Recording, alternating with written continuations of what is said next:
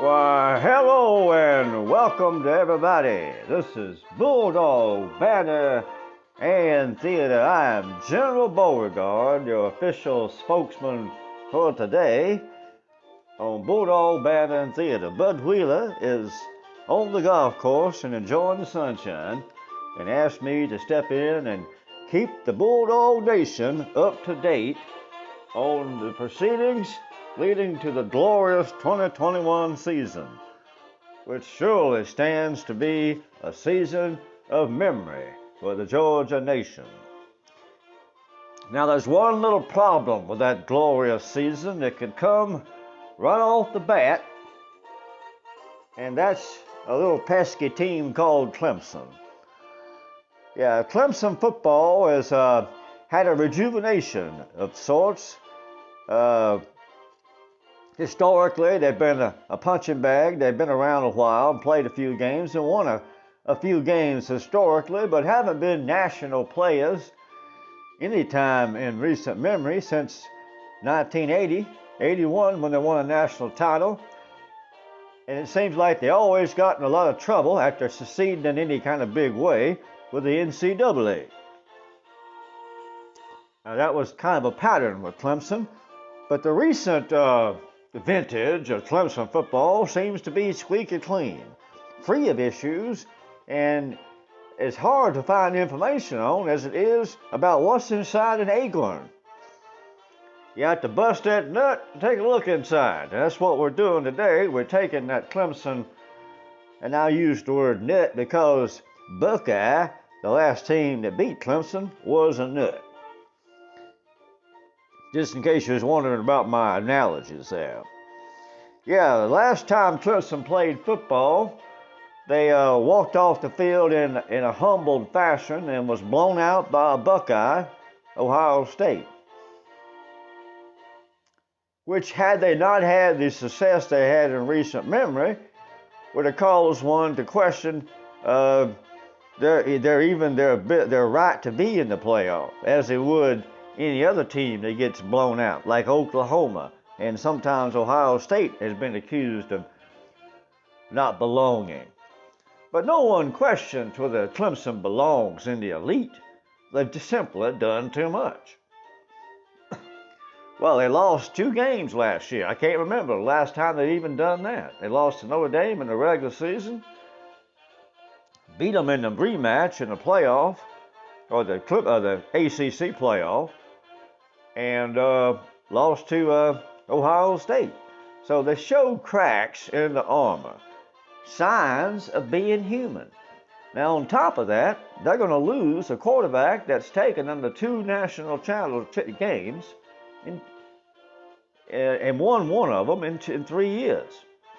So that stability, now 3 years in today's football with a quarterback and an offense essentially being intact is almost unheard of.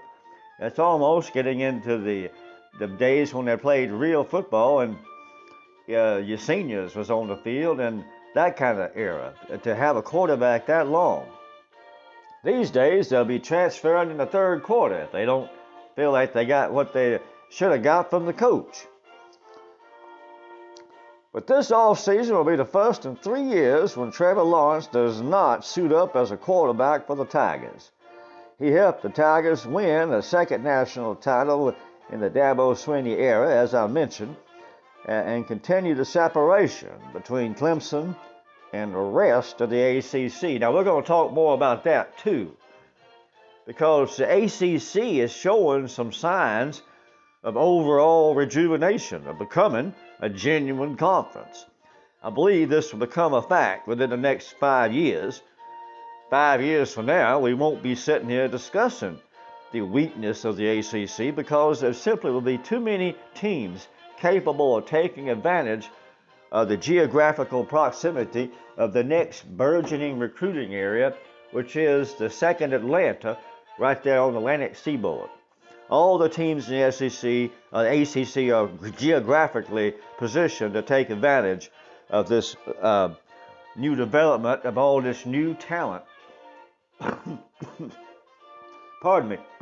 The high school talent in that area is just becoming increasingly good, has a lot to do with the fact that demographics, people are moving into the area. A lot of the snowbirds are settling in Virginia and Carolina now instead of going all the way to Florida. And it could be they know something about the oceans, and then Florida may not even be there. So that's a good advice as well. But nonetheless, whatever reason, that area of the country has gotten a lot of football talent, and it's going to play somewhere.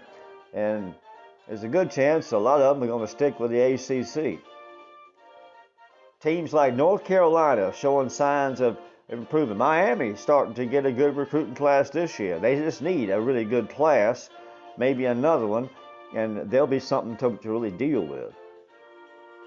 So Miami's not out of the water. Florida State's showing signs of coming back, and that's the real pulse of the ACC, is having a dynamic Miami, a dynamic Florida State, Clemson, and then maybe somebody else like North Carolina, maybe Syracuse, or maybe Boston College comes up with a good team. Georgia Tech is trying to get it back. So at some point, all this effort will lead to some sort of fruit, surely. Surely the ACC can figure out and can conjure up a better football lineup than the SEC East has been putting together. And right now, the ACC ain't much different than the SEC East, as in Georgia's got a pretty much a free run. If they're doing the job right, they'll waltz through that SEC East and go play Alabama. It's kind of the way it's set up. And the way it's going to be for a while. But the ACC, that's Clemson's territory, is pretty much the same thing.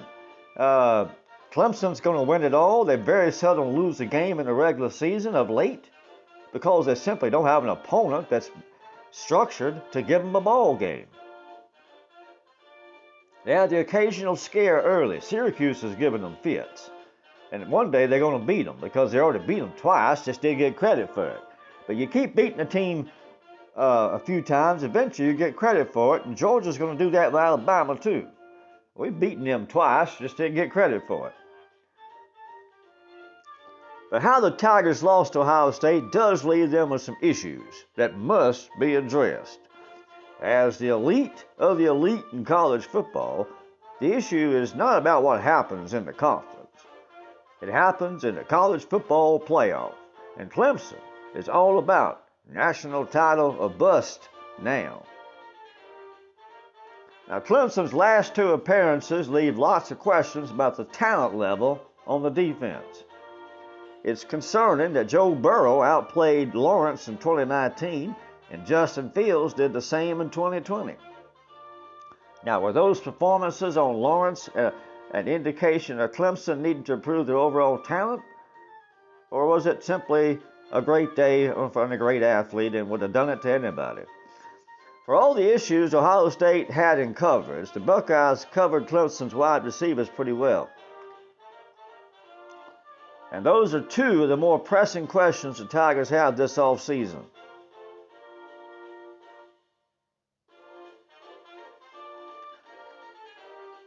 So we will be spending some time trying to find out what Clemson managed to get done in the spring. They know they got to put a new quarterback out there, but he seems pretty good.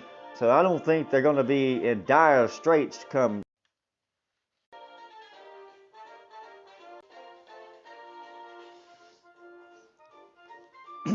All right, so Clemson's not going to be in dire straits of a quarterback. We don't presume.